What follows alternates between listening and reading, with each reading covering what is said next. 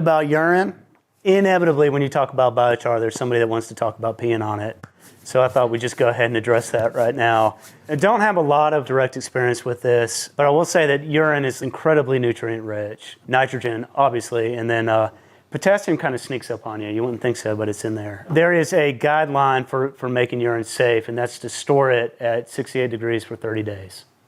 That's based on prior studies that indicate that what's probably happening here is the pH changes and any kind of pathogens that were originally in the urine through like a urinary tract infection, those kind of things, aren't going to survive as the pH changes. Direct application on soil, I'm sure you guys have had dogs and little spots in the yard. Don't put it on straight. You're going to burn it. Dilute 1 to 5 for around trees, 1 to 10 if you're going to put it directly in your vegetable garden. I wouldn't eat right away. I would maybe give it a couple of, like a week or something to kind of do its thing.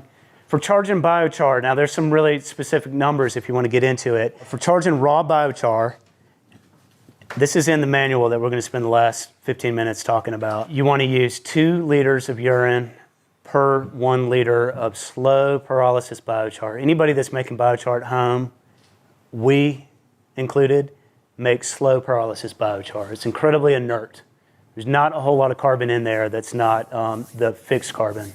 That's biochar that has a 100-to-1 carbon to nitrogen ratio and urine that has a 1-to-1.